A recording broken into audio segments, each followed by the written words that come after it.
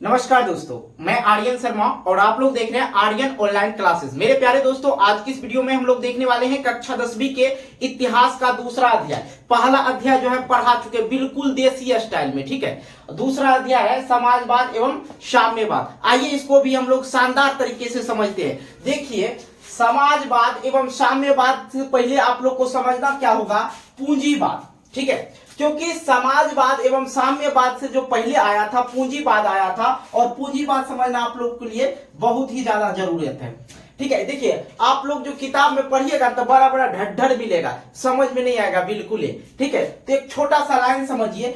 पूंजीवाद जो है उत्पादनों के सभी साधनों पर किसी निजी मतलब क्या हो गया, निजी व्यक्ति का स्वामित्व अर्थात अधिकार हो, उसे पूंजीवाद कहते हैं। अब देखिए, जो निजी हो गया क्या हो गया, प्राइवेट लिमिटेड हो गया। जो पहले जो था, बहुत सारे ऐसे देश में है जहां पे निजी कर दिया गया, जैसे रेलवे है उसको भी निजीकरण कर दिया गया है। सिर्फ एक निजी व्यक्ति का ही टेंडर देता है सरकार, निजी व्यक्ति का ही उस पर अधिकार रहेगा, वही चलाएगा, ठीक है। विद्यालय जो है, जितना भी हॉस्पिटल है, सब एक निजी संस्था को दे दिया जाता है, उसे हम लोग क्या कहते हैं, पूंजीवाद कहते हैं। क्लियर हो गया। और अगर आप बुक पढ़ेंगे तो उसमें बहुत सारा ढट्ठर मिल जाएगा पढ़ने के लिए, जो बिल्कुल ही समझ में नहीं आएगा, ठीक है। टेंशन नहीं लेना। तो पूंजीवाद क्या हो गया, उत्पादनों के सभी अधिकार पर किसी निजी व्यक्ति का अधिकार हो, उसे ही हम लोग पूंजीवाद कहते हैं। जैसे हॉस्पिटल हो गया, सरकारी अस्पताल लीजिए, ठीक है। अब सरकारी अस्पताल है, उस पर हम लोग का भी अधिकार है, क्योंकि वो किसका है, सरकार का है। और सरकार का अधिकार मतलब समाज का अधिकार, पूरे समाज का अधिकार। और सरकार कौन बनाता, समाज ही बनाता है ना, तो इसलिए समाज का अधिकार होता है, ठीक है। तो लेकिन पूंजीवाद में किसी निजी व्यक्ति का अधिकार होता है। जैसे देखिए, सरकारी अस्पताल हो गया, सेवा वो भी दे रहा है, सेवा वो भी दे रहा है, लेकिन उस पे किसका अधिकार रहता है, निजी व्यक्ति का अधिकार रहता है, किसी एक व्यक्ति का अधिकार रहता है, जिसे प्राइवेट लिमिटेड बोला जाए, ठीक है। तो ये समझ गए। सेम इसी के उल्टा जो है क्या होता है, समाजवाद होता है। समाजवाद जो है किसको कहेंगे, उत्पादनों के सभी साधनों पर सरकार का अधिकार हो। अब इसका मतलब नहीं कि सरकार जो करेगा वही होगा, नहीं। सरकार अस्पताल खोला, सरकार आता है दवाई लेने के लिए, हम लोग जाते हैं दवाई लेने के लिए, फ्री ऑफ कॉस्ट मिल जाता है अस्पताल में। विद्यालय खुला है, वहां पे हम लोग जाते हैं पढ़ने के लिए, सरकार सेवा दिया है, सरकार सेवा दिया है, ठीक है। तो ये जो है समाजवाद किसको कहते हैं, जो उत्पादनों पे, सभी उत्पादनों पे सरकार का अधिकार हो। जैसे विद्यालय हो गया, कॉलेज हो गया, अस्पताल हो गया, किसान जो है अपना खेती से उत्पादन करता है, उन साधनों पर, वैसे वैसे साधनों को क्या कहेंगे, उत्पादनों के सभी साधनों पे किसका अधिकार हो, सरकार का अधिकार हो। क्लियर हो गया, ठीक है। और ये साम्यवाद समझ लीजिए। साम्यवाद मतलब ये जो स्टार्ट हुआ था, रूस से स्टार्ट हुआ था, ठीक है। ये जो समाजवाद स्टार्ट हुआ था, ये यूरोप से ही स्टार्ट हुआ था, ठीक है। आगे का कहानी यूटोपियन, ठीक है, यूटोपियन जो है समाजवादी हम लोग पढ़ेंगे आगे। लेकिन यहां समझ लीजिए, साम्यवाद रूस से जो है शुरू हुआ था।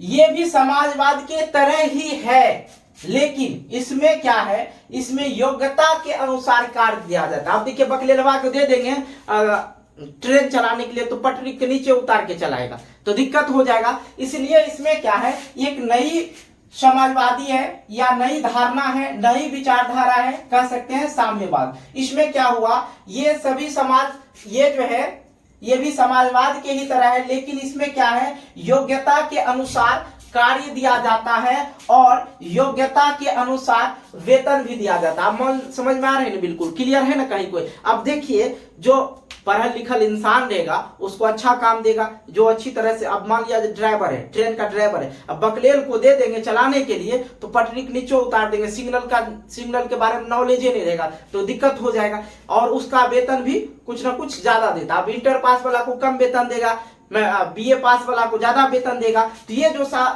जो समाजवाद था बहुत ही अच्छा था, और योग्यता के अनुसार उसको वेतन भी दिया जाता। क्लियर हो गया। लेकिन उससे पहले एक चीज और समझ लीजिए, यहाँ पे 18वीं शताब्दी, 18वीं शताब्दी किसको कहेंगे, 1700 से 1800, ठीक है, 1700 से 1800, क्या कहेंगे 18वीं शताब्दी। 18वीं शताब्दी पहले कौन आया था, पूंजीवाद आया था। ठीक है, तो 18वीं शताब्दी में क्या था, पूंजीवाद था। ठीक है, तो पूंजीवाद था, उद्योगीकरण बहुत बड़े पैमाने पर स्थापना था। वहां पे जो है अनेकों प्रकार की मशीन लाया जाता था। ठीक है, नए नए मशीनों को लाया जाता था। इसमें जो है पूंजीपति के लोग, जो पूंजीपति के लोग थे, वो जो है बड़े बड़े कारखाने में श्रमिक वर्ग के लोग को काम करवाते थे। श्रमिक मतलब क्या हो गया, जो मजदूर वगैरह है ना, उसको काम करवाते थे।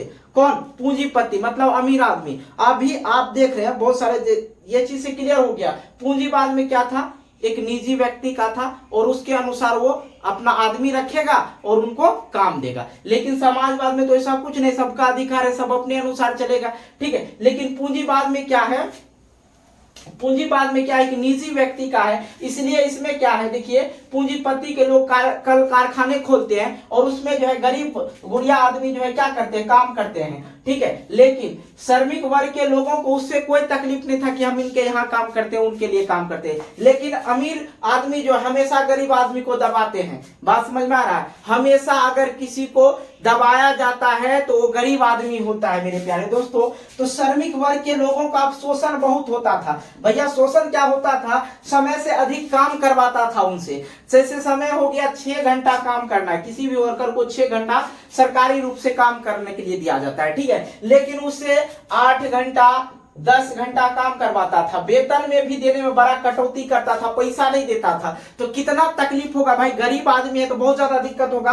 तो उसने क्या किया, गरीब को अगर दबाइएगा ना तो एक दिन वही आपके लिए जो काल बन जाएगा, खड़ा हो जाएगा एक दिन। तो श्रमिक वर्ग के लोग आवाज उठाया, और आवाज क्या उठाया, उसने आवाज उठाया और इस चीज को उसने खत्म करने के लिए क्या किया, एक संगठन बनाया, पूंजीपति लोगों का विरोध किया उसने। कौन, ये श्रमिक वर्ग के लोग। इसके 18वीं शताब्दी में 2 तरह के वर्ग के लोग थे, एक कौन थे, पूंजीपति वर्ग के लोग थे और दूसरा श्रमिक वर्ग के लोग थे। तो श्रमिक वर्ग जो थे पूंजीपति मतलब उनके पास पैसे अधिक थे, तो कलखाने खोल के श्रमिक वर्ग से काम करवाते थे और उनका शोषण भी करते थे। क्लियर हो रहा है ना, कहीं कोई दिक्कत नहीं। तो आइए ये चीज अगर आप लोग समझ गए, ये चीज समझ गए, इसी तरीका से आप लोग को पूरा अध्याय कंप्लीट करवाएंगे। तो आइए यूटोपियन समाजवादी समझाते हैं। उसमें कौन कौन आया, सेंट साइमन आया, चार्ल्स वगैरह सब जो आया, उनके बारे में भी नॉलेज देंगे, बिल्कुल धांसू तरीका से। ठीक है, चलिए आगे देख लेते हैं। तो आइए अब हम लोग समझ लेते हैं क्या, यूटोपियन समाजवादी। बिल्कुल अच्छी तरह से समझिएगा। और इसमें जो विचारधारक थे, जो विचार करते थे कि किस प्रकार से इस संगठन को चलाया जाए, तो बहुत सारे आए। तो सबके बारे में एक एक करके बारे में आपको बताएंगे और उसने क्या क्या विचार रखा था। ठीक है, देखिए सबसे पहले जो आए थे सेंट साइमन आए थे। ठीक है, ये थे प्रथम, क्या थे, प्रथम यूटोपियन स्वतंत्रवादी समाजवादी थे। ठीक है, जिसने समाजवादी विचारधारा के विकास में महत्वपूर्ण भूमिका निभाई है। कौन, ये सेंट साइमन। बिल्कुल आप लोग इसको जो है स्क्रीनशॉट ले लीजिएगा ताकि आप लोग को नोट्स बनाने में आसान रहे। इसने जो है महत्वपूर्ण भूमिका निभाई। और ये जो थे फ्रांसीसी, कहां के, फ्रांसीसी विचारक थे। कौन, सेंट साइमन। और इसका जो मानना था, ये कहते थे कि राज्य एवं समाज को ढंग से संगठित करना चाहिए और एक दूसरे का शोषण ना करें। क्या कहते थे, एक दूसरे का शोषण करने के बजाय मिलजुल कर रहे।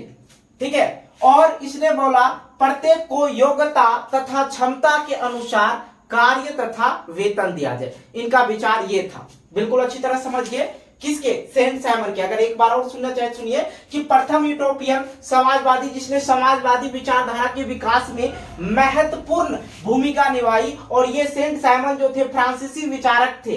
ठीक है, कौन, सेंट साइमन। और उसका मानना था कि राज्य एवं समाज को ढंग से संगठित करना होगा और एक दूसरे का शोषण करने के बाद, शोषण कौन करता था, पूंजीपति वर्ग के लोग श्रमिक वर्ग का शोषण करते थे। ठीक है, उसका एक दूसरे का शोषण करना छोड़कर मिलजुल कर क्या करें, रहे। और इसका कहना था कि प्रत्येक को योग्यता एवं क्षमता के अनुसार कार्य और उनको वेतन देना है। कौन बोले थे, सेंट साइमन जी। और उसके बाद आता है ये वो ई खत्म लाल था। कौन, चार्ल्स फॉरियर। ठीक है, चार्ल्स फॉरियर। यह आधुनिक औद्योगिकवाद का विरोध करता था। जो फैक्ट्री वगैरह होता था, औद्योगिक तकनीक था, जो मशीनीकरण आ गया था, उद्योग में जो बहुत सारा मशीन आ गया था। अब मशीन चलाने के लिए किसको चाहिए, वहां पे एक इंसान का जरूरत है। मशीन ऐसे चलता है, लेकिन जहां पे 10 श्रमिक काम करेंगे वहां पे एक मशीन काम करता है। तो इसलिए ये जो आधुनिक औद्योगिकवाद का जो है विरोधी था। इसका कहना था, ये घुसा गए थे कि उद्योग में जाकर काम नहीं करो। इनका श्रमिकों का कहना था कि तुम लोग जो है छोटे गांव में ही रहकर, कस्बे में ही रहकर अपना काम करो। तथा किसानों के लिए उसने एक प्लांट्स बनाया, और कौन सा प्लांट्स बनाया, योजना, ठीक है, बिल्कुल, जिससे बाहर ना जाए, किसान यहीं पे काम करे। और लेकिन यह योजना जो है विफल रह गया, असफल रह गया। कौन थे ये, चार्ल्स फॉरियर, ठीक है, बिल्कुल। इसके बारे में आप लोग अच्छी तरह समझ गए, सबके बारे में समझेंगे, ठीक है, और भी अच्छे आएंगे और उनके बारे में तो समझे। अब आपको देखिए किसका विचार, ये अपना विचार रखे, ये अपना विचार रखे। लुई बलवा आए, फिर रॉबर्ट ओवम आए, फिर जो है कार्ल मार्क्स आए, ठीक है। तो कार्ल मार्क्स के बारे में तो जरूर समझिएगा, काहे कि उससे रिलेटेड बहुत सारा प्रश्न पूछा जाएगा, ठीक है। तो ये जो थे आधुनिक उद्योगवाद का जो है विरोधी थे। ये मशीनीकरण जो आ रहे थे, नए नए मशीनीकरण, उसका भी विरोधी था। और इनका कहना था कि भाई सब गाँव में रह के काम करो, बाहर जाने का कोई जरूरत नहीं है, ठीक है। उसके लिए उसने क्या बनाया, प्लांट्स बनाया। और प्लांट्स बनाने के बाद जो है वो जो है योजना, जो ये योजना प्लांट्स योजना बनाया था, वो भी असफल रह गया, ठीक है। लेकिन फिर आया कौन आया, लुई बलवा, ठीक है, लुई बला बोल सकते हैं इसको, लुई बला। तो ये कहते थे कि आप कहीं भी काम करो, कोई दिक्कत की बात नहीं है, कोई समस्या नहीं है। बस समस्या कहाँ है, समाज को सुधारिए, सामाजिक सुधार चाहिए, शोषण मुक्त चाहिए, एक दूसरे का शोषण ना करें। तो ये कैसे होगा, समाज कैसे सुधरेगा, एक दूसरे का शोषण कैसे नहीं होगा, जब तक ने राजनीतिक सुधरेगा। जब तक ने राजनीतिक सुधरेगा, कैसे सुधरेगा, इसलिए इसने कहा राजनीतिक सुधार किया, ठीक है। उसके बाद आ गया एक और सुधारक था, रॉबर्ट ओवन, ठीक है, रॉबर्ट ओवन, सॉरी यहाँ पे रॉबर्ट ओवन, ठीक है। हम रॉबर्ट वाला मूवी देखे थे ना, मशीनीकरण, वो चलते फिरते रहता था। तो ये थे रॉबर्ट ओवन। तो यह जो थे एक ब्रिटिश उद्योगपति था, ठीक है। ये भी अपना कुछ ना कुछ योगदान दिया। इसने स्कॉटलैंड के न्यू लुनार्क नामक स्थान पर एक फैक्ट्री की स्थापना किया, क्योंकि ये जो थे एक उद्योगपति थे। कहां के, ब्रिटिश उद्योगपति थे। स्कॉटलैंड न्यू लुनार्क नामक स्थान पर फैक्ट्री की स्थापना किया।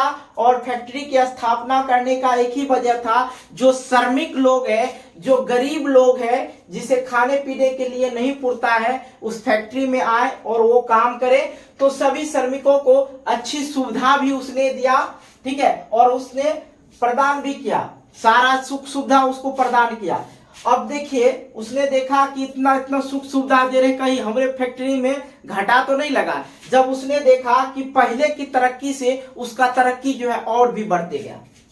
ये देखिए प्रदान किया, और मुनाफा कम होने के वजह और भी बढ़ गया, उनका जो मुनाफा और भी अधिक आने लगा। तो ये था कौन, ये रॉबर्ट ओवन की कहानी। आप देखिए इसके बाद जो है कार्ल मार्क्स के बारे में जानेंगे, जो कि ये जो था।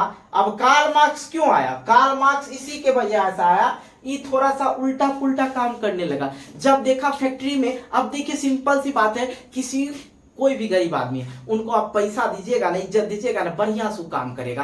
तो ये लोग ये थोड़ा सा पहले ना उनको दिया, पैसा दिया, इज्जत भी दिया, खाना पीना सब सुख सुविधा दिया। तब वो देखिए फैक्ट्री में क्या हुआ, वहां पे और भी अधिक काम आने लगा, और वो काम जो अच्छी तरह से दोगुना मुनाफा भी देने लगा। तो क्योंकि यहाँ पे जो रोजगार करते थे, जो श्रमिक वर्ग के लोग थे, उनको अच्छा सुख सुविधा मिलता था, वो मन लगा के काम करते थे। लेकिन भैया इनके मन में कुछ ना कुछ खोट आया, और ये क्या हो गया, विफल हो गए। और विफल आए तो हो गए, तो आ गया कौन, कार्ल मार्क्स।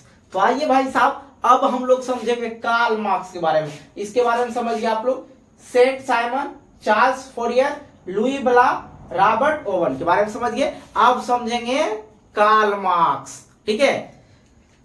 चलिए कार्ल मार्क्स के बारे में अब हम लोग समझते हैं। तो आइए अब हम लोग समझ लेते हैं किसके बारे में, कार्ल मार्क्स के बारे में। और इसके बारे में जानना बहुत ही ज्यादा जरूरी है, क्योंकि बोर्ड एग्जाम में ना इससे ज्यादा ही प्रश्न पूछे जाते हैं। ठीक है, देखते रहिएगा। और इसके सिद्धांत के बारे में भी पूछा जाएगा, कार्ल मार्क्स के जीवनी भी पूछ सकता, कुछ भी पूछ सकता, लेकिन इससे जो है बहुत सारे प्रश्न पूछे जाते हैं। तो सबसे पहले आप लोग इसके जन्म के बारे में समझ लीजिए। कार्ल मार्क्स का जो जन्म हुआ था 5 मई 1818 ईस्वी में हुआ था, जर्मनी में। कहां में? जर्मनी में। और अगर और भी ज्यादा पूछे तो बताना है कि राइन प्रांत के टियर नगर में। कहां? टियर नगर में। ठीक है, और ये जो था यहूदी परिवार में जन्म लिए थे। ठीक है, ये क्लियर हो गया। अब इसके मृत्यु के बारे में आप लोग समझ लीजिए। इसका जो मृत्यु हुआ था कार्ल मार्क्स का 14 मार्च 1883 ईस्वी में हुआ था। ये जीवित कितने वर्ष रहा था? तो 64 वर्ष ये जीवित रहा था। कहां में? लंदन में। ठीक है, इसकी मृत्यु कहां हुआ था? लंदन में हुआ था। जन्म कहां हुआ था? जर्मनी में हुआ था। ये क्लियर हो गया। उसके बाद आप लोग ये समझ लीजिए, पिता जो थे इनके, कौन थे? Heinrich Marx. इनके पिता कौन थे? Heinrich Marx. और ये जो थे एक प्रसिद्ध वकील थे। क्या थे? एक वकील थे। वकील समझते हैं ना जी। उसके बाद ये जो थे बाद में अपना धर्म चेंज कर लिए, और ये कौन से धर्म में आ गए? ईसाई धर्म में आ गए। कौन सा धर्म था इनका? ईसाई धर्म में आ गए। पहले कौन सा धर्म था? यहां देखिए, यहूदी परिवार, यहूदी धर्म के ही लोग थे, लेकिन बाद में इसने धर्म परिवर्तन कर लिया, ईसाई धर्म में आ गए। ठीक है, उसके बाद कार्ल मार्क्स का जो है प्रारंभिक शिक्षा जो हुआ था बोन विश्वविद्यालय में, विधि की शिक्षा लिए थे इसने। ठीक है, कार्ल मार्क्स जो था प्रारंभिक शिक्षा बोन विश्वविद्यालय में विधि की शिक्षा लिए, और आगे चल के 1836 में उसने कानूनी के लिए उसने कौन सा विश्वविद्यालय ज्वाइन किया? वे कौन सा विश्वविद्यालय ज्वाइन किया? वर्लिन विश्वविद्यालय चले आए थे। ठीक है, कानूनी शिक्षा प्राप्त करने के लिए। उसके बाद आप लोग समझ लीजिए, मार्क्स को एक विचारधारक से मुलाकात हुआ था। ठीक है, उनके विचार से जो थे वो ज्यादा ही प्रभावित थे। कौन थे वो? मार्क्स जो थे हीगल के, कौन याद रखना आप लोग को, ये हीगल के विचार से ज्यादा ही प्रभावित थे। और इसके बाद इसकी जिंदगी का एक नया मोड़ ले लेता है। ठीक है, एक नया मोड़ लेता। 1843 ईस्वी में उसने क्या क्या? शादी कर लिया। बचपन के मित्र, कहते हैं बचपन का प्यार मेरा भूल नहीं जाना रे, तो वही प्रकार से यहां समझिए 1843 ईस्वी में उसने बचपन के मित्र जेनी से विवाह कर लिया। अब देखिए ये सारा चीज ये शिक्षित थे, उसके बाद बहुत सारा चीज ये अपने जिंदगी में कर ही लिए थे, तो इसने शादी भी कर लिया। और सफल हो जाइएगा, शादी भी कीजिएगा ना, लड़की के माँ बाप बोलेंगे कुछ हो, ना लड़का के माँ बाप बोलेंगे कुछ हो। अगर बेरोजगार रहिएगा, लड़कियों के माँ बाप के कौन, किससे? बेरोजगार आदमी से तुमने शादी कर लिया। तो 1883 में जिसके साथ इसका प्रेम प्रसंग चल रहा था, बचपन की मित्र थी, ठीक है, जेनी, उससे विवाह कर लिया। फिर आता 1844, एक पॉइंट को समझते रहिएगा। 1844 में इसको एक इंसान से भेंट होता है, फ्रेडरिक एंगल्स से, और ये उससे मित्रता कर लेते हैं। और इसकी जो मित्रता हुआ, गहरी मित्रता हुआ, मतलब जीवन भर के लिए मित्रता होता है। बहुत सारे ऐसे मित्र होते हैं जिसे आप भुला नहीं पाइएगा।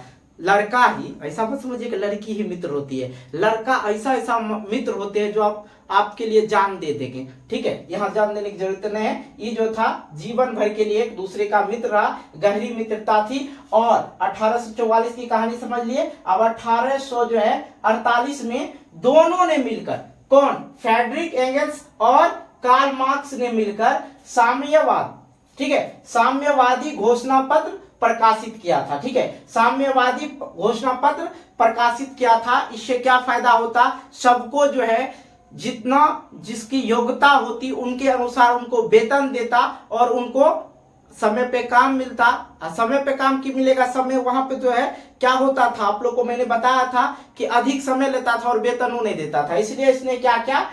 साम्यवादी घोषणा पत्र का प्रकाशित किया। उसके बाद की कहानी जो 1867 में इसने दास कैपिटल नामक पुस्तक की रचना किया। ठीक है, कौन किया दास कैपिटल नामक पुस्तक की रचना? तो कार्ल मार्क्स ने किया था।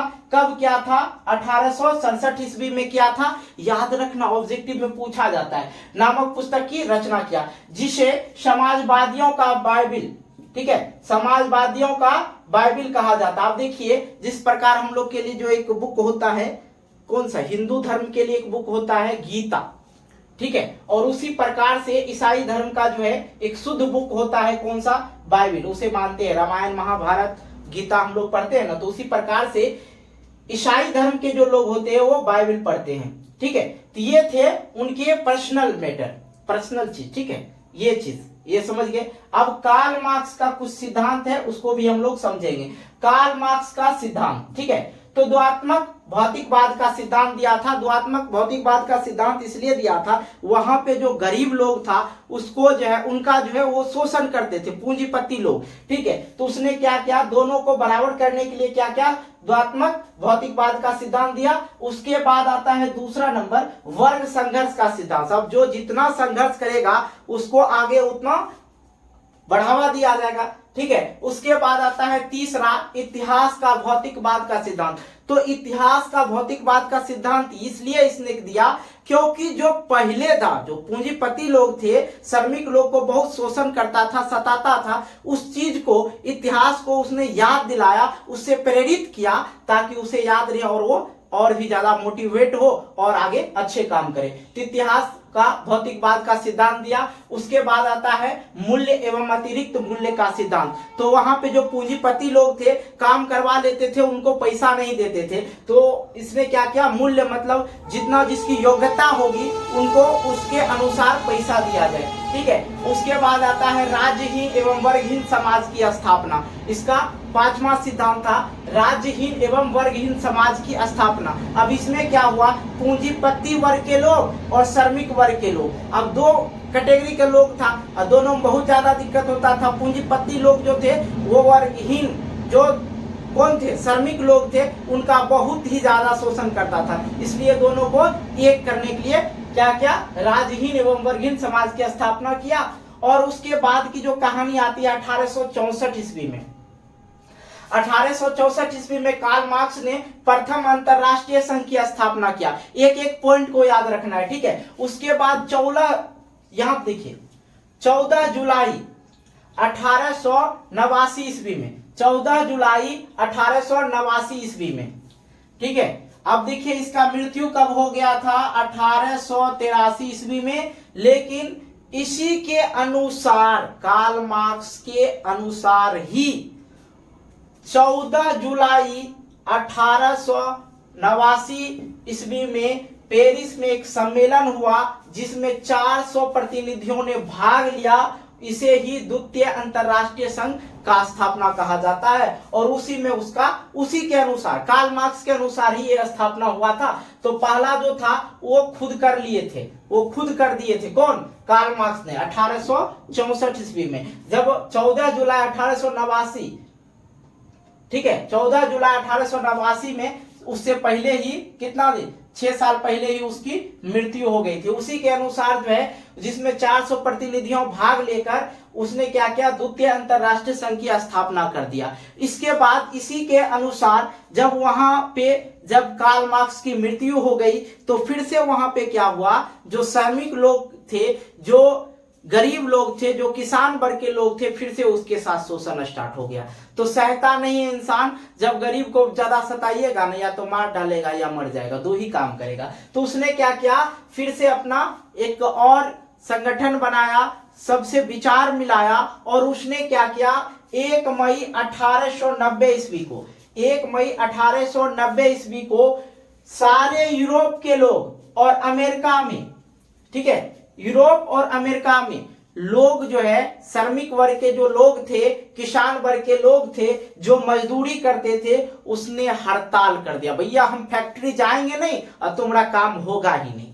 तो ठीक है, मजदूर ने हड़ताल कर दिया और प्रदर्शन किया। तब से आज तक, अभी तक और आगे तक, ठीक है, 1 मई को हम लोग क्या मनाते हैं, मजदूर दिवस मनाते हैं ना। तो इससे आप लोग को एक और ऑब्जेक्टिव समझ में आ गया। 1 मई को हम लोग क्या मनाते हैं, मजदूर दिवस मनाते हैं। और 1917 में हो गया बोल्शेविक क्रांति। और बोल्शेविक क्रांति इसके बाद हम लोग पढ़ेंगे, जस्ट इसके बाद बोल्शेविक क्रांति के बारे में बिल्कुल गहरी रूप से इसका अध्ययन करेंगे। ठीक है, तो आप लोग ऑब्जेक्टिव के लिए जो मैंने जितने भी ईस्वी लिखा सबको एक तरफ से नोट कीजिएगा, स्क्रीनशॉट ले लीजिएगा। मैं बगल हट जाता हूं, आप इसका स्क्रीनशॉट ले लीजिए। ठीक है, एक एक करके आप लोग याद रखेंगे तो बेहतर होगा, क्योंकि याद रखना आप लोग को, उसने ये कार्ल मार्क्स जो दास कैपिटल नामक पुस्तक की रचना किया था 1867 में, और 1848 ईस्वी में साम्यवाद घोषणा पत्र का प्रकाशित किया था, और 1844 में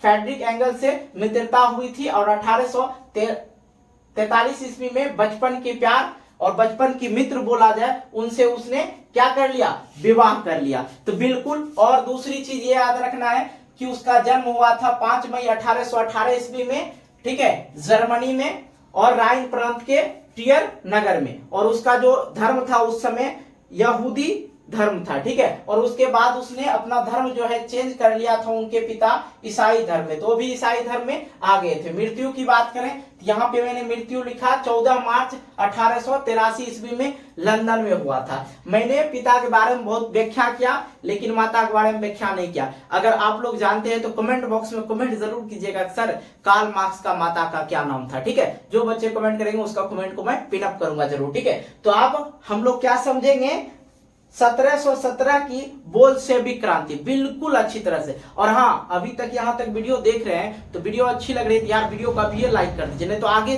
पढ़ाते रहेगा आप लोग सो जाइएगा तो फिर दिक्कत हो जाएगा। लाइक कर दीजिए ताकि और भी सारे जितने भी अध्याय है उसे इसी तरह से एक नए अंदाज में मैं खत्म करूं। ठीक है, तो आगे भी हम लोग पढ़ेंगे क्या, 1917 की बोल्शेविक क्रांति। ओके, तो आइए अब हम लोग समझ लेते हैं 1917 का बोल्शेविक क्रांति, जिसे रूस क्रांति भी कहा जाता है। और रूस के जो शासक थे उस समय 1917 के दशक में, रूस के जो शासक थे कौन थे, जार निकोलस द्वितीय। ठीक है, और जार निकोलस द्वितीय के बारे में बिल्कुल अच्छी तरह से समझाएगी। बड़ा खचरा राजा था। ठीक है, एक नंबर दोगला टाइप का राजा था। और इसकी जो पत्नी थी, एक रात सेटिंग छोड़ के वो अपन दूसरे से सेटिंग कर लिए थी। कौन, जार निकोलस की पत्नी। और इसी टॉपिक में आप लोग को समझना है खूनी रविवार, बहुत मजेदार है और अच्छी तरह से समझ में आएगा, समझे। आइए यहाँ पे देखिए, जो 1917 की बोल्शेविक क्रांति था, जिसे रूस की क्रांति कहा जाता, उसका जो प्रमुख कारण था क्या क्या था, तो पहला हो गया, ये भी प्रमुख कारण है, जार की निरंकुशता एवं अयोग्य शासन। वहां के जो शासक थे, और सबसे पहले तो ये समझ लीजिए, जार का जो मतलब होता है क्या, रूस का सम्राट। ये ना पूछा ही जाता है, समझे, रूस का सम्राट। जार का मतलब क्या होता है, रूस का सम्राट। और इसके यहाँ के जो राजा थे जार निकोलस द्वितीय। कौन थे, जार निकोलस द्वितीय थे। और उसकी पत्नी की नाम हीरोइन थी। कौन थी, हीरोइन। हीरोइन एगो नशा वाला होता है, ठीक है, एगो हीरोइन होती है, हाँ, जैसे हो गई करीना कपूर, कटरीना कपूर। तो ये बड़ा हीरोइन थी, कभी अपने जार निकोलस के साथ फिल्म बनाती थी और कभी दूसरे के साथ फिल्म बनाती थी। समझ में आ रही बात। देखिए, इसके पत्नी के बारे में हम और भी चर्चा करेंगे आगे। अब देखिए यहाँ पे जो है निरंकुशवाद शासक तथा अधिक अत्याचारी था। ये जो शासक थे जार निकोलस द्वितीय, एकदम दोगला टाइप का था। ये अपने मर्जी से काम करते थे और प्रजा पे जो है बहुत ज्यादा अत्याचार करते थे। और निरंकुशवाद शासक था, ये अपने मर्जी से चलेगा, जो कह दिया वही करना पड़ेगा। ठीक है, और ये जो है नियुक्ति के वजह से होता था, अयोग्यता। ठीक है, वहां पे अयोग्यता था, कोई योग्यता वगैरह नहीं था, किसी को राजा बना दिया। और इसके वंशज से ही राजा आ रहा था। ठीक है, इसके वंशज से ही राजा आ रहा था, दूसरा आदमी तो बनता नहीं था। तो ये भी एक प्रमुख कारण था। और दूसरा जो प्रमुख कारण है, कृषकों को दयनीय अवस्था। ठीक है, कृषक जो थे वहां का, उसका दयनीय स्थिति थी। काहे नहीं होगा, काहे नहीं होगा, देखिए 1861 में जार अलेक्जेंडर का शासन था। समझिएगा बिल्कुल अच्छी तरह से, 1861 में जो था जार अलेक्जेंडर का शासन था। ठीक है, अब अलेक्जेंडर का शासन था, लेकिन उस समय जो था कृषक प्रथा चलता था, कृषक दास प्रथा। मतलब खेतों में जो है किसानों को नौकर के तरह काम करवाया जाता था। तो ये कृषक दास प्रथा उसी को कहा जाता है। दास मतलब क्या होता है, नौकर होता है, ठीक है। तो कृषक किसान को नौकर बनाकर काम करवाया जाता था, ठीक है। और खेतों का जो है आकार बहुत छोटा था। काहे दयनीय स्थिति होगा, खेत का आकार छोट छोट छोट छोट छोट छोट था, इसलिए बहुत ज्यादा किसान को जो है परेशानी होती थी और कृषकों का जो है दयनीय स्थिति आ गई थी। और वहां पे जो था पूंजी का अभाव था। अब काहे नहीं होगा पूंजी का अभाव, वैसा वैसा राजा आएगा तो काहे नहीं होगा पूंजी का अभाव। लेकिन ये जार निकोलस द्वितीय जो थे एकदम तो खचरा था ही, लेकिन उससे पहले जो था राजा वहां का 1861 में जार अलेक्जेंडर था। ये की किया, ये सोच रहा था कृषक दास प्रथा को हटा दे, ठीक है। तो वहां पे इस चीज पे वार्तालाप किया गया, चर्चा किया गया, कृषक प्रथा को हम हटा देते हैं। तो कृषक दास प्रथा को उसने हटाया, लेकिन कोई ज्यादा फर्क नहीं पड़ा था। अब तीसरा समझ लीजिएगा, मजदूरों का दयनीय स्थिति। अब मजदूरों के साथ जो दयनीय स्थिति हो रहा था वो भी समझिएगा। तो मजदूरों के साथ जो था दुष्व्यवहार किया जाता। देखिए, खाना नहीं दीजिएगा ना चलेगा, हाँ आपके हम काम करने गए, खाना नहीं दीजिएगा चलेगा, लेकिन दो गाली दे दीजिएगा ना बड़ा खराब लगता है। पैसा नहीं दीजिएगा तो वो भी सह लेता है गरीब आदमी, लेकिन गाली देता है ना बड़ा खराब लगता है, मन तो करता लगे थप्पड़ मारे, ठीक है। एक तो काम करवा लिया, उसके बाद गलत सलत करता, उसके साथ दुष्व्यवहार करता था और अधिक काम करवाता था मजदूरों के साथ, ठीक है। उस समय अधिक काम करवाता था और वेतन कम देता था। और राजनीतिक जो अधिकार था उसे दिया ही नहीं जाता था। किसको? मजदूर लोग, जो श्रमिक लोग के वर्ग के लोग थे, उसको कोई भी प्रकार, किसी भी प्रकार के अधिकार नहीं दिया जाता। तो मजदूरों की जो दयनीय स्थिति थी कुछ इस प्रकार, ये भी तीसरा प्रमुख कारण हो गया। आइए आपको हम चौथा समझाते हैं, औद्योगिकरण की समस्या। अब देखिए, राजा ऐसा होगा तो कहां से औद्योगिकरण होगा? औद्योगिकरण काहे होगा? रूस जो है औद्योगिकरण के मामले में बहुत ही पीछे है। रूस ही जो सबसे बड़ा, दुनिया का सबसे बड़ा क्या देश है, ठीक है, लेकिन औद्योगिकरण के मामले में बहुत ही पीछे था। प्रॉब्लम क्या था वहां पे? पूंजी का अभाव था। पैसा रहेगा तब ना औद्योगिकरण। और यहाँ पर राजा ही दोगला टाइप का था, तो क्या करता? उद्योग की व्यवस्था, उद्योग की जो सारी व्यवस्था थी वो किसके? विदेशी पूंजी पे आश्रित थे। फिर विदेशी पूंजी आएगी तब जाके हम लोग उद्योग वगैरह लगाएंगे, इस तरह की वहां पे व्यवस्था थी, जो औद्योगिकरण में जो है बहुत बड़ा समस्या हो जाता था वहां पे। अब आता है पांचवा जो प्रमुख कारण था उसका, कि रूसीकरण की नीति। अब रूसीकरण की नीति में क्या था? जार निकोलस द्वितीय के कारण ये पूरा कांड हो रहा है। तब ये रूसीकरण की नीति क्या है समझिए बिल्कुल से। हम मान लिया जाए, हम कुछ भी करें, हम आपको बोल दिए पानी पियो, हम आपको बोल दिए गाना गाए, तो एक अलग चीज है, ठीक ना। लेकिन धर्म और इज्जत की बात आती है तो खूनमा खून हो जाता है। अभी भी हिंदुस्तान में मुस्लिम हिंदू में खूनमा खून होते रहता है। का हम बोलेंगे, अगर किसी हिंदू को अगर बोलते हैं कि आप मुसलमान का क्या कहते धर्म न अपनाओ, तो थोड़ा सा दिक्कत तो होगा ही होगा। और दिक्कत हो रहा क्या, बहुत ज्यादा हो जाता है। तो उसी प्रकार से वहां पे ये जो था रूसीकरण की नीति, इसमें कुछ ऐसा ही था। बहुसंख्यक आबादी था और सबसे ज्यादा बहुसंख्यक आबादी, सबसे ज्यादा आबादी जो था सलाव जाति की आबादी थी। लेकिन यहाँ पे जो है फिन, अच्छा 2 बार फिन लिखा गया, ठीक है, जर्मन यहूदी के लोग जो थे रहते थे और सबका अलग अलग अपना अपना भाषा था। सब अलग अलग भाषा बोलते थे और सब अलग अलग धर्म, संस्कृति, परंपरा चलता था उन लोग का। तो लेकिन इसलिए जो है यहाँ पे रूसीकरण की नीति अपनाई गई थी, ठीक है। लेकिन ये जार के द्वारा जो है, जार निकोलस द्वितीय, ये बड़ा दोगला टाइप का था। ये की कहा, रूस की ही भाषा बोलो, रूसी भाषा बोलो, हमारा ही संस्कृतिक अपनाओ, परंपरा चलाओ, ये चीज था। हमारे द्वारा जो दिया गया है संस्कृतिक, परंपरा, धर्म, उसी पे तुम भी आश्रित रहो, इसी पे काम करो, मतलब यही अपनाओ। सिंपल सी बात समझिए। तो रूसीकरण की नीति भी एक बहुत बड़ी समस्या थी, ठीक है। और आ जाता है छठा, रूस जापान का युद्ध। ये देखिए, ये ससुरा बहुत बड़ा था। रूस जो था बहुत बड़ा था, तो ये जापान से हार गया था। जापान जो था सबसे, मतलब अपने एशिया, ठीक है, हम लोग क्या है, हम भारत किस अथी में, एशिया महादेश के अंतर्गत आता है। तो एशिया का जो है एक छोटा सा हिस्सा, मैं यहाँ पे बताता हूँ, एशिया का छोटा सा देश है, कौन सा? जापान। और सबसे ज्यादा डेवलप देश है जापान है। एशिया का इतना, ये एशिया इतना बड़ा है ना, इसमें छोटा सा इतने भाग है एशिया में, और जो आधा इतना इधर थोड़ा इसका भाग जो है यूरोप में है। तो 2 महादेशों के अंतर्गत आता है कौन सा, जापान। ठीक है, तो रूस और जापान का जो युद्ध हुआ था 1905 में हुआ था, और इसमें जो है बुरी तरह पराजित हो गया था रूस। ठीक है, और विश्व का सबसे बड़ा देश कौन था, रूस था, जिसकी लगभग मैं बात करूं 170 लाख वर्ग किलोमीटर क्षेत्रफल था उसका। ठीक है, और जापान एशिया का सबसे छोटा देश है, तब फिर भी जीत गया। क्या है, होशियार था इसलिए जीत गया। आई बकलेलवा राजा राज करेगा तो वही न होगा, हाँ, जहाँ पे राजा ही का आनहर, तब प्रजा कैसन होगा, किसी तरह चल रहा था वहां का जिंदगी। उसके बाद जो आता है 7वां कारण, प्रमुख कारण ये भी है खूनी रविवार। अब देखिए खूनी रविवार की बात बिल्कुल अच्छी तरह समझिए।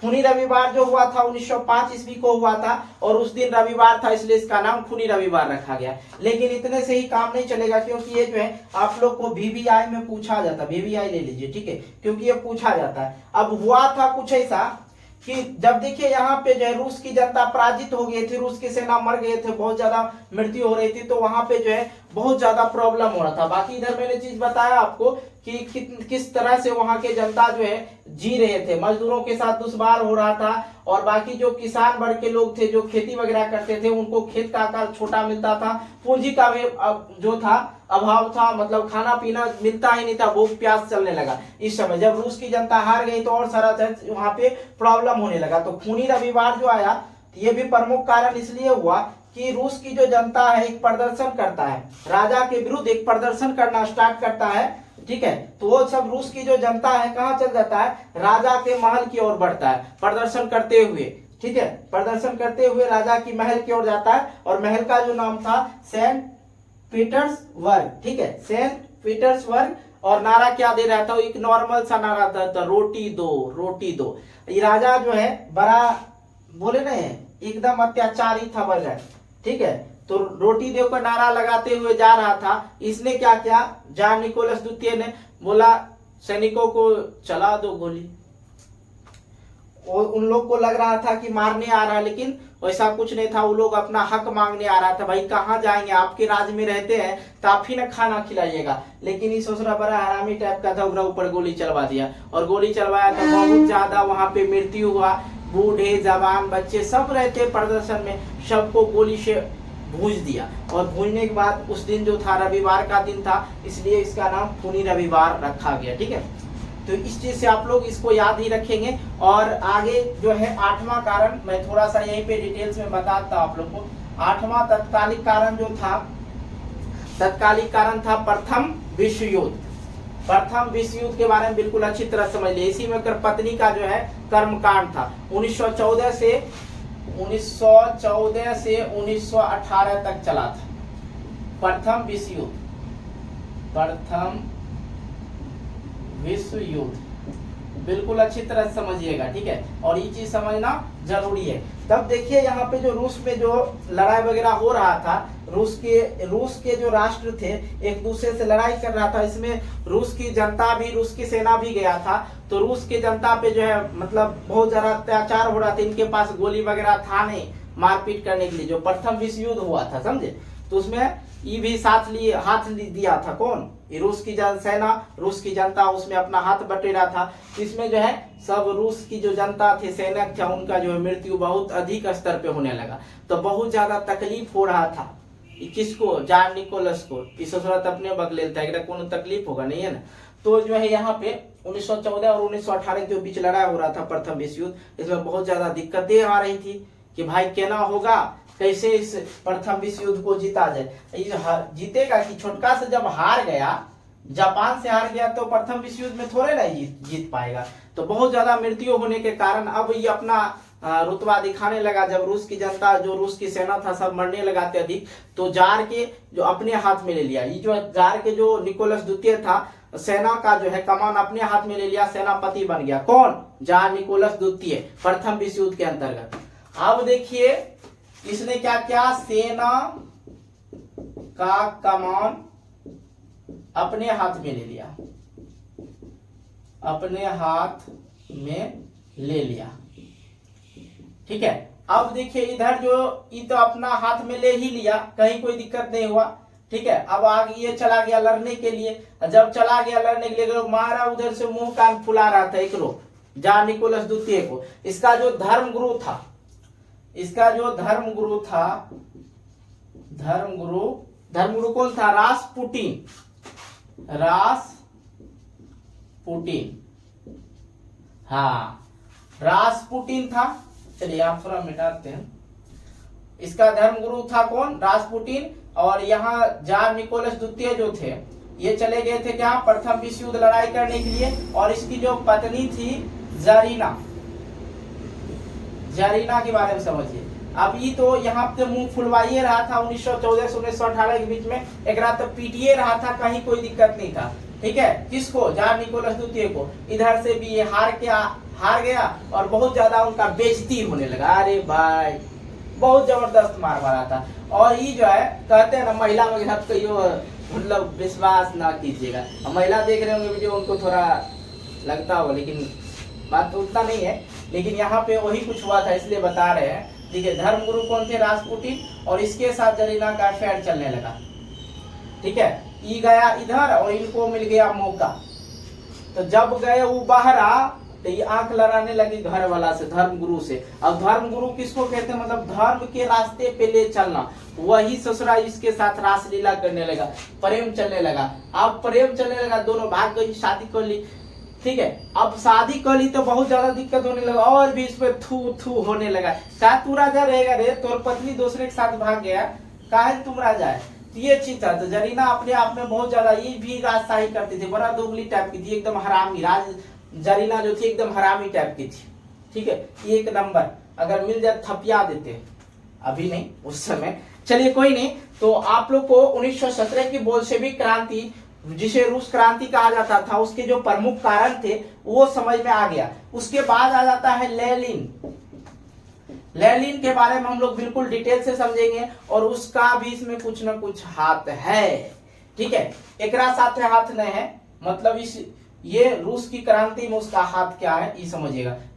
ससुरी के छोड़िए, ससुरी बड़ा खराब आदमी, तो समझ में आ गया। 8वां कारण भी हम आपको बता दिए, 1914 से 1918 के बीच लड़ाई हुआ था, ठीक है। और जब रूस की जनता, रूस की सेना वहां पे मरे जा रहे थे, क्योंकि उनके पास हथियार वगैरह नहीं था, गोली बारूद नहीं था, इसलिए उनकी मृत्यु हो जा रहा था और सही प्रकार से खाना भी नहीं मिल पा रहा था। इसलिए तो लास्ट में क्या क्या रूस के जो शासक थे जार निकोलस द्वितीय की क्या अपनी सेना का जो है कमान अपने हाथ में ले लिया, ठीक है। ये चला गया बाहरा। और ये धर्मगुरु जो थे रासपुटिन, रास लगाने लगे किधर? जरीना से। जरीना एक अफेयर में पागल थी, प्यार हो गया था, ठीक है। इधर चलने लगा। तब हम लोग समझेंगे नेक्स्ट जो है लेनिन के बारे में, ठीक है। वीडियो को बिल्कुल अच्छी तरह से देखते चलिए, पूरा का पूरा दिमाग में घुसेड़ देंगे।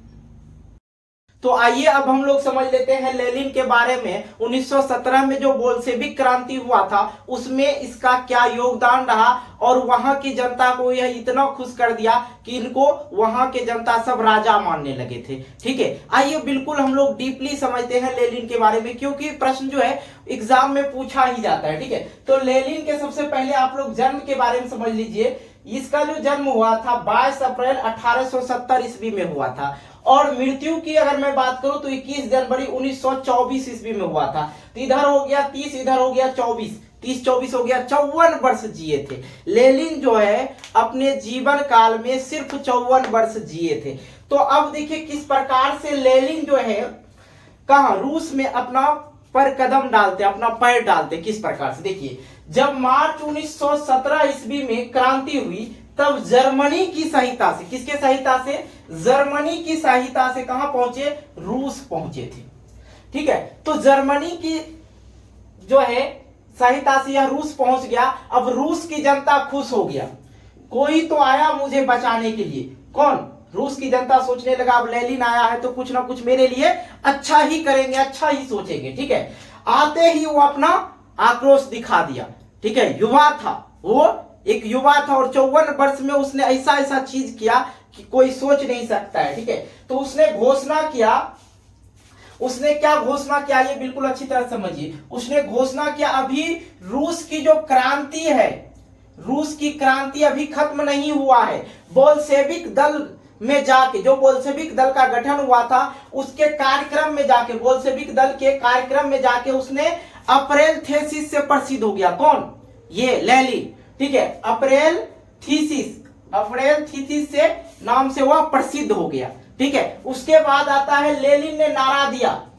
देखिए लेनिन जो है तुरंत अपना काम करना स्टार्ट कर दिया, वहां पे हक जमाना स्टार्ट कर दिया। लेनिन ने नारा दिया, भूमि चाहिए, शांति चाहिए और रोटी चाहिए। इंसान को कपड़ा, रोटी और मकान के सिवा कुछ ज्यादा चीज नहीं चाहिए। शौक 3 चीज का ही होता है। हर किसी को अगर रोटी, कपड़ा, मकान मिल जाए तो वो अपने जिंदगी में खुश रह सकते हैं। तो लेनिन ने नारा दिया, भूमि चाहिए, शांति चाहिए और रोटी चाहिए। और वहां के जो उस समय सरकार थे, वहां के जो सरकार थे केरेंस्की सरकार को उसने पटक दिया। उसने निश्चय किया कि यहाँ के सरकार को हम जो है पटकेंगे, जरूर मारेंगे इनको। किसको? केरेंस्की सरकार को। ये बड़ा हरामी आदमी था केरेंस्की सरकार, बिल्कुल अच्छी तरह समझिएगा। ये केरेंस्की सरकार को ये किया, उल्टा देने का निश्चय किया, मतलब उसको पटकने और हराने का निश्चय किया, इसको यहां से भगाएंगे। ठीक है, तो वो काम भी किए थे। और अब आ जाता है 7 नवंबर 1917 में। 7 नवंबर 1917 में इनका एंट्री कब हुआ था? मार्च में हुआ था और नवंबर से इसका खेल स्टार्ट हो गया। फिर इसने क्या किया? 7 नवंबर 1917 में पेट्रागाड, ठीक है, वहां की जगह का नाम था पेट्रागाड, ठीक है, कि सभी सरकारी संस्थाओं पर अधिकार कर लिया। जितने भी कार्यालय था, स्कूल था, कर्मचारी आयोग का जितने भी सारा चीज था, बैंक था, सारे चीज पे इसका उसने अधिकार कर लिया। और केरेंस्की सरकार को वहां से मार धार के इतना मारा कि यहां से निकल गया। कौन? केरेंस्की सरकार। निश्चय किया और वो पूरा भी किए थे। ठीक है, उसके बाद देखिए अब शासन का जो है बागडोर किसके हाथ में आ गया? बोल्शेविक का जो है अब शासन का बागडोर बोल्शेविक के हाथ में आ गया। ठीक है, बोल्शेविक के जैसे हाथ में आ गया तो अब जो है बोल्शेविक का जो गठन हुआ था, वहां के इंसान सोचा अब इसको ही हम कुछ ना कुछ अध्यक्ष बना देते, कुछ बना देंगे तभी तो मजा आएगा। तो क्या किया?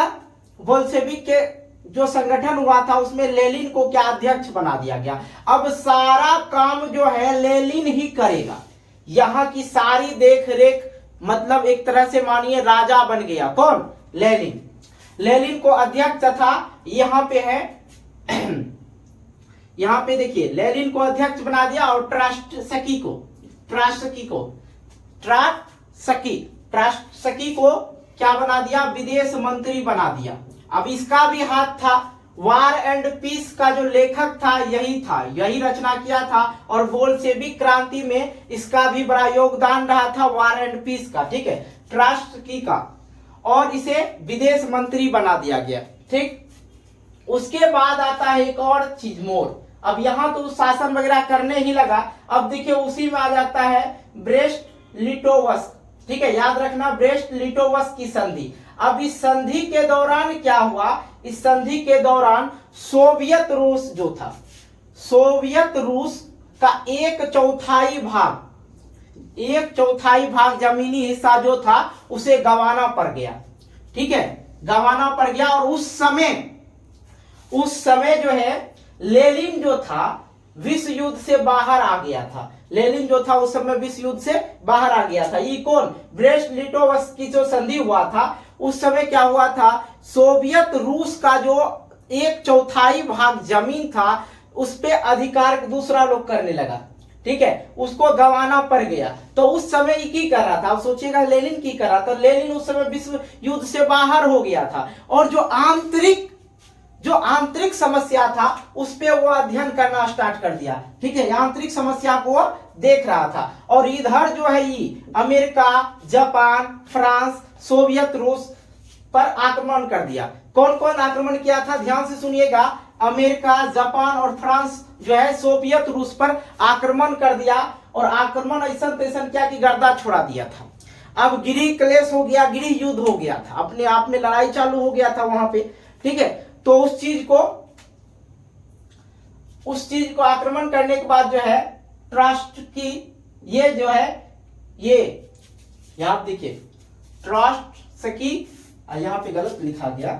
ठीक है, ट्रॉट्स्की ट्रॉट्स्की के नेतृत्व में विशाल लाल सेना का गठन किया गया था। ठीक है, ट्रॉट्स्की के नेतृत्व में लाल सेना का गठन हुआ था। ठीक है, और वार एंड पीस के लेखक भी ट्रॉट्स्की ही थे। क्लियर, समझ गए। अब उसमें नाम बड़ा अजीब अजीब था इतिहास में पहले। ठीक है, गठन हुआ। और दूसरी तरफ चेका, याद रखना, चेका नामक गुप्त पुलिस था। अब चेका नामक गुप्त पुलिस का संगठन बनाया गया और ये जो है लाल सेना जो था, विशाल लाल सेना था, ये आक्रमण करना स्टार्ट कर दिया। ये ट्रॉट्स्की के कारण ये जो आक्रमण करना स्टार्ट कर दिया और ये जो गुप्त पुलिस था उस पर छापा मार दिया और छापा मारा, सबको हटा दिया। कहानी खत्म हो गया, मारपीट के वहां से जबरदस्त मार मारा और वहां से भाग गया। ठीक है, उसको हटा दिया गया। अब एक समस्या जैसे जाती थी दूसरी समस्या आ जाती थी। लेनिन ने बोल्शेविक नाम को बदलकर, लेनिन सोचा अब तो पुंडुपेन आजाद हो ही गए हैं, अब हमारा साम्राज्य में जो है, उसने बोल्शेविक को जो है नाम बदलकर साम्यवादी दल कर दिया। क्या कर दिया? साम्यवादी दल कर दिया। और देश का झंडा जो है हसुआ और हथौड़ा रख दिया, जो साम्यवादी का प्रतीक था।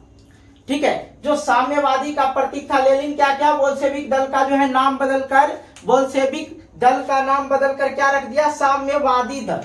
क्या रख दिया था? साम्यवादी दल। अभी और चीज बाकी है, टेंशन मत लीजिएगा, कर दिया। और झंडा जो था वहां का, देश का झंडा बना दिया था। क्या झंडा जो बनाया गया था? हसुआ और हथौड़ा छाप। ठीक है, अभी किसका है हसुआ और हथौड़ा, याद रखेंगे और कमेंट बॉक्स में कमेंट करके बताना आप लोग। ठीक है, और साम्यवादी का जो प्रतीक था। अब देखिए समस्या वहां पे और भी बढ़ती जा रही थी। बोल्शेविक दल जो था बहुत कम मात्रा में था, बहुत कम। और वहां पे जो किसान थे वो बहुत ही ज्यादा थे। ठीक है, बोल्शेविक दल जो था कम था और किसान बहुमत में थी। तब ये सोचा किसी ना किसी तरह से राज्य चलाने के लिए किसानों पर नियंत्रण करना होगा, खेतों पर नियंत्रण करना होगा। बस इतना लेनिन सोचा कि किसान जो है हड़ताल कर दिया।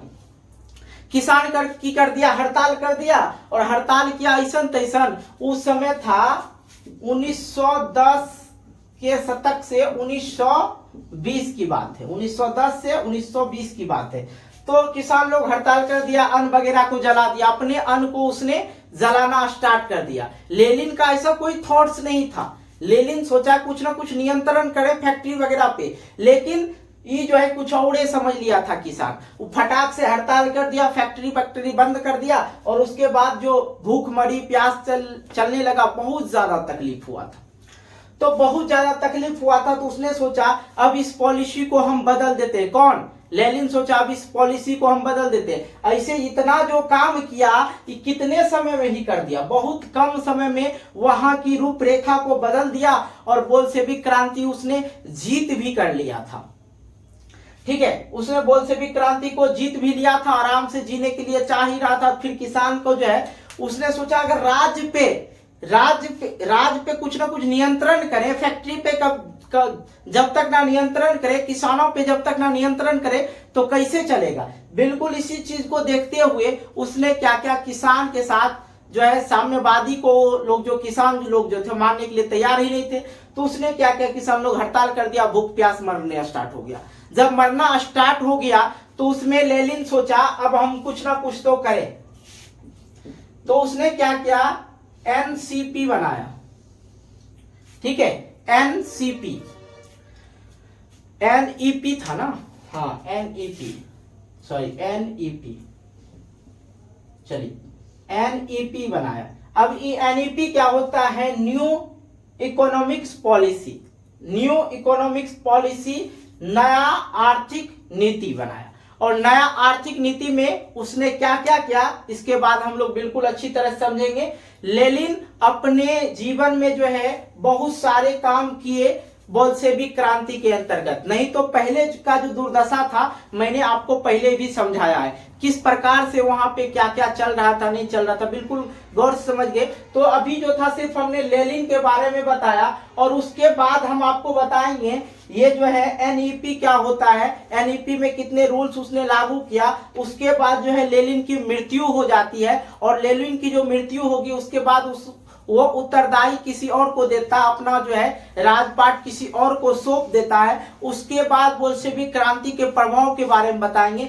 बस इतना बताने के बाद ये अध्याय जो है बिल्कुल अच्छी तरह से खत्म हो जाएगा। एक एक टॉपिक पे हम लोग गौर से समझेंगे, ठीक है। तो हालांकि आप लोग जो है लेनिन के बारे में बिल्कुल अच्छी तरह से समझ गए होंगे, लेनिन कब क्या क्या नहीं क्या। ऑब्जेक्टिव के लिए आप लोग ये चीज सारे जो ईस्वी वगैरह उसे याद रखेंगे। और एक चीज पूछा जाता है, ट्रॉट्स्की ने क्या क्या था, ट्रॉट्स्की ने क्या क्या था, ट्रॉट्स्की ने क्या क्या था, वार एंड पीस का रचना किया था, ये भी आप लोग याद रखना। और अप्रैल थीसिस पूछा जाता है, अप्रैल थीसिस पूछा ही जाता है, ठीक है। अप्रैल थीसिस जो है 100% पूछा जाता है। तो आइए अब हम लोग समझ लेते हैं एनईपी, न्यू इकोनॉमिक्स पॉलिसी, बिल्कुल अच्छी तरह से। तो आइए अब हम लोग जो है समझ लेते हैं लेनिन जो है नया आर्थिक नीति को जो लाया था उसमें क्या क्या उसने लाया था, ताकि वहां की जनता को कोई भी किसी भी प्रकार की प्रॉब्लम नहीं हो सके। और लेनिन इतना छा गया कि आज तक उसका नाम है वहां पे कि लेनिन ने किया था। सही काम करने वाले को सब याद करते, ठीक है। इसने इस नीति में किसानों के लिए जो वहां के जनता थे उनके मन की बात सुनी और मन का काम किया था। उसने क्या क्या था, एनईपी जो है, नेप इसको बोलिए, न्यू इकोनॉमिक्स पॉलिसी में पहले जो था किसान से जो है सारा अनाज वगैरह ले लिया जाता था, ठीक है, और किसान को इसे छोड़ दिया जाता था। लेकिन उसने की किया, किसान को अनाज मनचाहा दे दिया, उसका अनाज है वो अपने तरह से यूज करे। लेकिन अगर कोई भी काम कर रहे हैं, बड़ा बड़ा फैक्ट्री चल रहा है या कुछ भी चल रहा है, तो उसके लिए टैक्स लागू करता है सरकार, तो आगे उसको देश भी चलाना है। तो उसने की किया, कर लगा दिया। अब कर लगा दिया, थोड़ा सा कर, मतलब ये नहीं कि अधिक कर लगा दे दिया, थोड़ा सा कर लगाया और किसानों का अनाज मनचाहा उसे इस्तेमाल करने के लिए दे दिया, ठीक है। दूसरा उसने क्या किया, जमीन राज्य का था, जमीन जो वहां का था वो एक राज्य का होता है जमीन, लेकिन उसने क्या किया, किसानों को ही दे दिया, बोला जाओ तुम लोग ये मौज करो। और उसने तीसरा क्या किया, 20 से कम कर्मचारी, जहां पे भी ऐसा फैक्ट्री होता, उद्योग अगर छोटा हो तो उसे उद्योग बोला जाता, बड़ा बड़ा मतलब 20 से अधिक कर्मचारी वहां पे 20 से अधिक वर्कर काम करे तो उसे फैक्ट्री ही बोला जाए। तो छोटा जो उद्योग था, 20 से अगर कम कर्मचारी वाला उद्योग है तो व्यक्तिगत रूप से उसको अधिकार दे दिया गया कि आप चला सकते हैं, ठीक है। कितना अच्छा उसने किया। उसके बाद पांचवा क्या किया, व्यक्तिगत संपत्ति जो था उनका जीवन बीमा भी उसने राजकीय एजेंसी के द्वारा करवा दिया गया। तो ये तो और सोने पे सुहागा हो गया कि व्यक्तिगत संपत्ति का जीवन बीमा भी हो गया। और उसने क्या, अपने स्तर से राजकीय एजेंसी द्वारा ये करवा भी दिया। और छठा जो उसने बोला कि विभिन्न प्रकार और विभिन्न स्तरों पर उसने किया, बैंक भी खुलवा दिया, ताकि जो पैसा वगैरह आएगा तो उसका कहीं ना कहीं तो रखना पड़ेगा, उसके लिए उसने बैंक भी खुलवा दिया। और सातवां जो है, उसने ट्रेड यूनियन अनिवार्य सदस्यता की समाप्त भी कर दिया। ट्रेड यूनियन की अनिवार्य सदस्यता की जो सदस्यता थी उसको उसने समाप्त भी कर दिया। और वो कितने वर्ष जिए थे, 54 वर्ष जिए थे, कौन, लेनिन। इसके बाद मैं आपको इसका जो ऑब्जेक्टिव वगैरह है सबको कवर करवाएंगे, प्रश्न उत्तर सब क्लियर करवा देंगे, कहीं नहीं फटाफट प्रश्न उत्तर निकल जाएगा, ठीक है। समाप्त कर दिया। अब देखिए उसका मृत्यु हो जाता है, किसका, 1924 ईस्वी में लेनिन की मृत्यु हो जाता है। तो वहां के जनता में अफरा तफरी मच जाता, भैया इतना अच्छा राजा था, अब उनकी मृत्यु हो गई तो अब क्या होगा। क्योंकि अगर बिल्ली जो है एक बार मुंह पाक जाता है ना, तो नहीं चाहता दोबारा हम मुंह डालें। अब पागले बिल्ली होगा जो फिर मुंह जाके देगा, उसको बकलोल बिल्ली बोलते हैं, ठीक है। तो मृत्यु हो गया तो उत्तराधिकारी की जो है समस्या आ गया, वहां पे अफरा तफरी मचने लगा। और विभिन्न समूह पर अलग अलग नेताओं के बीच सत्ता जो थी गंभीर होने लगी। अब हम लड़ेंगे, अब हम बनेंगे, हम यहाँ पे राज करेंगे, ये चल रहा था। और इस संघर्ष में स्टेलिन था उसकी विजय हो गई। और ये जो थे बहुत अच्छे नेक ईमानदार नेता थे, ठीक है, और इनकी विजय हो गई। और 1929 ईस्वी में ट्रॉट्स्की को निर्वासित कर दिया गया, ठीक है। और उसके बाद स्टेलिन जो था कम्युनिस्ट पार्टी का जो है महासचिव भी बन गया था, कौन, स्टेलिन। कम्युनिस्ट पार्टी का महासचिव भी बन गया। इतना करने के बाद लेनिन की मृत्यु हो जाती है, ये सारा हक उनको दे दिया, कहीं कोई दिक्कत नहीं हुआ। क्रांति का जो है रूसी क्रांति को उसने संपूर्ण रूप से समाप्त किया और सबको वो हक दिया जो उसे चाहिए था। वैसा राजा कौन नहीं ढूंढेगा, वैसा ही राजा। अगर आप जिंदगी में अच्छे कर्म करते हैं तो आपका भी नाम रोशन होगा और आपको भी एक दिन याद किया जाएगा कि नहीं वो अच्छा इंसान था। जैसे हमारे जो महापुरुष थे हमारे देश के लिए जो जो किए उसको हम आज भी याद करते हैं, क्योंकि उसी के वजह से आज हम चैन की जो नींद ले रहे हैं, ठीक है। नहीं तो अंग्रेज वगैरह इतना खतरनाक था कि उठा उठा पटकता था, समझिए। उठा उठा पटकने का मतलब कि बड़ा बड़ा जुर्म करता था। अब देखिए रूसी क्रांति का जो है, रूसी क्रांति से क्या प्रभाव पड़ा वो हम लोग बिल्कुल अच्छी तरह से समझ लेते हैं, ठीक है।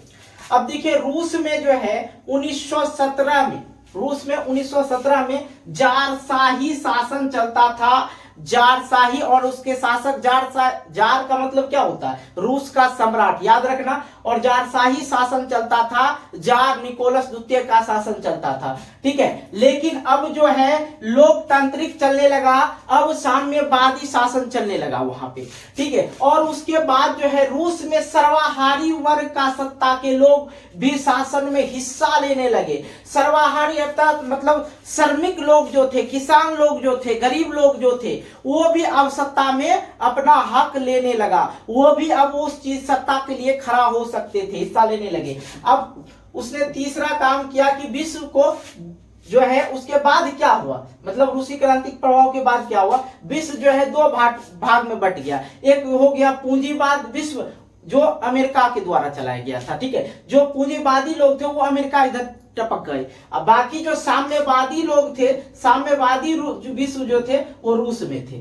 तो बिल्कुल ये क्लियर हो गया। उसके बाद जो है चौथा, यहाँ पे पांचवा लिखा गया, चलिए चौथा पूंजीवादी और साम्यवादी विश्व में शीत युद्ध चला। अब शीत युद्ध जो है बहुत बार पूछा जा चुका है, इसको समझ लीजिए। शीत युद्ध जो मुक्का थप्पड़ लाठी लोहा से नहीं काम चलता है। शीत युद्ध में मुंह से लड़ाई होता है। तू कर बे, ना कर बे तो ना कर, लेकिन लड़ाई झगड़ा नहीं होना चाहिए, मुंह से लड़ना होता ना जी, मुंह से लड़ लेते, मुंह से फरिया लेते। अब देखिए संसद वगैरह में बैठते हैं नेता वगैरह सब, वहां से एक दूसरे सब पार्टी से एक दूसरे से मतलब लगेगा कि अब मार देगा, लेकिन जो है मुंह से ही बाण चलाता है, थप्पड़ हथौड़ा नहीं चलता वहां पे। तो शीत युद्ध जो है 40 वर्ष तक चला था, किसके बीच में, अमेरिका वगैरह के बीच में, ठीक है। पूंजीवादी और साम्यवादी के बीच में शीत युद्ध चलते रहा। कब तक चला, 40 साल तक चलते रहा था शीत युद्ध। तो शीत युद्ध बिल्कुल अच्छी तरह समझ गए। अब उसने पांचवा जो प्रभाव हुआ था रूसी क्रांति के बाद, वो था आर्थिक विकास। वहां पे जो है आर्थिक विकास होने लगा नवीन मॉडल की वजह से। जो यहाँ पे इसने लेनिन ने किया था वही नवीन मॉडल की वजह से जो है वहां पे आर्थिक विकास जो है होने लगा और नवीन मॉडल की प्रस्तुत भी किया गया कि इसी रूल और नियम के अनुसार हम लोग आगे भी जीवन व्यतीत करेंगे। अब सातवां जो है रूसी क्रांति की सफलता मिला। रूसी क्रांति को सफलता मिला, जैसे देखा कि भैया ये तो अब रूसी क्रांति को सफलता मिल गया, यहाँ पे आर्थिक नीति वगैरह आराम से चलने लगा। तो इधर मैंने आपको एक चीज शायद समझाया नहीं, हाँ ये चीज है, चौथा लगता नहीं समझाया। देखिए विदेशी पूंजी भी वहां पे सीमित तौर पर आमंत्रित किया गया कि अगर आप लोग विदेशी पूंजी से भी अग्रसर हैं और विदेशी पूंजी ला सकते हैं तो आप ला सकते हैं, लेकिन सीमित, ठीक है, लिमिट। अब लिमिट में लाइए, ऐसा नहीं कि करोड़ों 10 करोड़ों खरबों मत लाइए, ठीक है। चौथा नियम था जो मैंने लगा नहीं समझा, पता नहीं वीडियो देख लिए होंगे। तो प्रस्तुत किया। अब रूसी क्रांति की सफलता मिला, तब सोचा रे भाई ये तो सफल हो गया, अब वहां पे अच्छा विकास हो रहा है, सब चीज हो रहा है, सब गरीब आदमी भी बढ़िया से जी रहा है। तो सब देश में गरीब आदमी होता है, कौन ना होता। तो उससे जो है उसको प्रोत्साहन मिला कि भैया हम भी वैसने काम करेंगे। अब भारत भी उससे प्रेरित हुआ था। जब रूस को सफलता, रूस की क्रांति सफलता मिला था, वहां का जो सद्विचार था एकदम सही रूप से चलने लगा, कोई लड़ाई झगड़ा नहीं हो रहा। तो उसको ये जो है अन्य देश जो गुलामी कर रहा था एक दूसरे देश का, छोटका देश जो रहता था उसका बड़का देश उस पर राज करता था, ठीक है। तो उसको हटाने के लिए वो प्रोत्साहित हुआ, कौन, रूसी क्रांति के बाद। ये चीज आप लोग बिल्कुल अच्छी तरह से समझ गए। तो आइए अब जो है हम देख लेते हैं यहाँ पे क्या क्वेश्चन है। ठीक है, सारा चीज मैंने क्लियर कर दिया। अब देखिए फटाफट से जो है क्वेश्चन बनना स्टार्ट होगा। जो ऑब्जेक्टिव प्रश्न है, ऑब्जेक्टिव प्रश्न में है कि रूस में कृषक प्रथा मतलब किसानों को जो है नौकर बनाया गया था। मैंने पहले बताया था का अंत कब हुआ था, तो ये 1861 ईस्वी में हुआ था। चलिए दूसरा है रूस में जार का अर्थ क्या होता था। अभी जस्ट मैंने बताया रूस में जार का अर्थ होता है रूस का सम्राट। और तीसरा है कार्ल मार्क्स का जन्म कहाँ हुआ था, तो कार्ल मार्क्स का जो जन्म हुआ था जर्मनी में हुआ था 5 मई 1818 ईस्वी में। ठीक कर लीजिएगा आप लोग। साम्यवादी शासन का पहला प्रयोग हुआ था, साम्यवादी शासन का पहला प्रयोग हुआ था कहाँ, रूस में, अभी जस्ट मैंने बताया। और यूटोपियन समाजवादी कौन था, तो इसमें देखिए लुई कलवा, Saint Simon, Karl Marx, Robert Owen. तो इसमें जो है यूरोपीय सभी समाजवादी ही थे, लेकिन यूटोपियन समाजवादी कौन कहलाता था, तो सिर्फ कार्ल मार्क्स होगा इसका राइट आंसर को। ठीक है, वार एंड पीस की रचनाकार कौन है, तो मैंने अभी आपको जस्ट बताया था इससे पहले, टॉल्स्टॉय। ठीक है, सॉरी टॉल्स्टॉय, हाँ टॉल्स्टॉय ही था ना। चलिए ये चीज समझ गए। और बोल्शेविक क्रांति कब हुआ था, बोल्शेविक क्रांति जो है नवंबर 1917 ईस्वी में हुआ था। लाल सेना का गठन कब हुआ था, सॉरी लाल सेना का गठन किसने किया था, ठीक है, तो ट्रॉट्स्की ने किया था, ट्रॉट्स्की ने किया था। चलिए क्लियर हो गया, समझ में आ रही है। और लेनिन की मृत्यु कब हुई थी, तो 1924 ईस्वी में हुआ था। ठीक है, और 1870 ईस्वी में इसका जन्म हुआ था। ये सिर्फ 54 वर्ष जिए थे। 22 अप्रैल 1870 ईस्वी में इसका जन्म हुआ था। मृत्यु की मैं बात करूं तो 1824 ईस्वी में, याद रखना। ब्रेस्ट लिटोवस्क की संधि किन देशों के बीच हुई थी, तो मैंने बताया था रूस और जर्मनी के बीच हुआ था। क्लियर हो गया, ये चीज आप लोग समझ गए। और रास्पुटिन कौन था, वो रास्पुटिन जो था जार निकोलस द्वितीय की पत्नी के साथ जिसका अफेयर चलता था, वह पादरी था, धर्म बाबा था, धर्म गुरु उनको बोला जाता था। अब रिक्त स्थानों की पूर्ति कीजिए, तो रूसी क्रांति के समय डैश शासक था, तो जार निकोलस जो था वो शासक था, जार निकोलस द्वितीय। और दूसरा है बोल्शेविक क्रांति का नेतृत्व किसने किया, तो लेनिन ने किया। नई आर्थिक की नीति कब आई, तो सिंपल सी बात है 1921 में आई थी। ठीक है, और रॉबर्ट ओवन कहाँ के निवासी थे, तो ब्रिटेन के निवासी थे। वैज्ञानिक सामाजिक का जनक, वैज्ञानिक समाजवाद का जनक जो है कौन थे, कार्ल मार्क्स थे। ठीक है, ये चीज समझ गए। अब यहाँ पे लघु उत्तरीय प्रश्न है पूंजीवाद।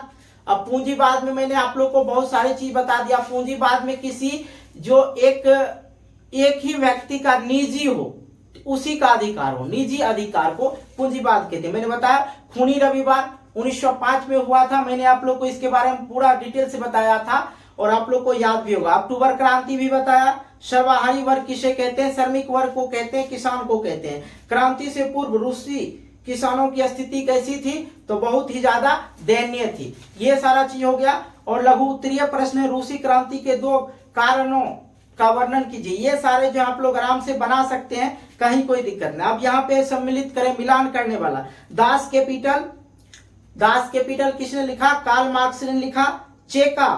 चेका जो पुलिस था, गुप्त पुलिस, वो लेनिन के द्वारा किया गया था ना जी, सॉरी यहाँ पे है गुप्त पुलिस संगठन है। चलिए गुप्त पुलिस संगठन। और यहाँ पे है नई आर्थिक, तो नई आर्थिक जो है, नई आर्थिक कौन लाया, यही नई आर्थिक कौन लाया था, लेनिन ही लाया था। और कार्ल मार्क्स की मृत्यु 1883 में। और स्टेलिन की मृत्यु जो हुआ था, स्टेलिन की मृत्यु हुई थी कब, 1953 ईस्वी में। तो पूरा का पूरा लगभग मैंने बता दिया। अब लघु उत्तरीय प्रश्न जो है नॉर्मल सा है, बाकी आप वीडियो को पीछे देखिएगा तो बाकी चीज आप लोग को समझ में आ ही जाएगा। जितना प्रश्न था देखिए मुंह से बन गया ना फटाफट, और आप लोग को याद भी हो गया, तो आप लोग टिक कर लीजिएगा। और ये वीडियो पूर्ण पेन जो है एकदम एक पॉइंट को ले लेके मैंने बताया। अगर नहीं समझ में आया हो दोबारा देखिए, तिबारा देखिए, बिल्कुल समझ में आएगा। और सटीक भाषा में, अपने भाषा में, देसी भाषा में आप लोग को समझाए। तो इतना करने के बाद जो भी हुआ उसको छोड़िए। अब क्या करना, आप लोग को वीडियो को लाइक करना है। और कोई भी पार्ट अगर आप लोग को समझ में नहीं आया होगा तो आप मुझे प्लीज कमेंट करें कि सर ये पार्ट जो है मुझे समझ में नहीं आया, तो आप फिर से बताइए। तो फिर से जरूर बताएंगे मेरे प्यारे दोस्तों। तो इसलिए इस वीडियो को जितना हो सके लाइक करें और दोस्तों के साथ भी शेयर करें। अगर आप शेयर करते हैं तो मुझे एक मोटिवेशन मिलता है ताकि मैं और भी आगे आप लोग के लिए वीडियो जल्दी जल्दी लेके आऊं। और पूरा 10th का सिलेबस खत्म करेंगे मेरे भाई, कहीं कोई टेंशन नहीं है। वीडियो को लाइक कर देना, दोस्तों के साथ शेयर कर देना, और चैनल पर नए हो तो चैनल को सब्सक्राइब करके नोटिफिकेशन बेल को प्रेस करके ऑल कर ही लेना, ठीक है। और बाकी इंस्टाग्राम पे फॉलो कर लेना, विदाउट स्पेस इंस्टाग्राम पे लिखना है, विदाउट स्पेस, कोई स्पेस नहीं देना, छोटी में लिख देना, छोटी के जो होता है ना छोटी लेटर में आप लोग लिख दीजिएगा, आर्यन ऑनलाइन क्लासेस आ जाएगा, वहां पे फॉलो कर लेना। वहां पे बहुत सारी जानकारी हम अपने बारे में शेयर करते हैं, और उसके बाद बाकी छोटे शॉर्ट रील होता है वो भी मैं बनाता हूं। तो आइए देखिए, हम मजा करते हैं, ठीक है। तो मिलते हैं वीडियो को लेके, तब तक के लिए बाय बाय, जय हिंद, जय Bharat, take care, good bye.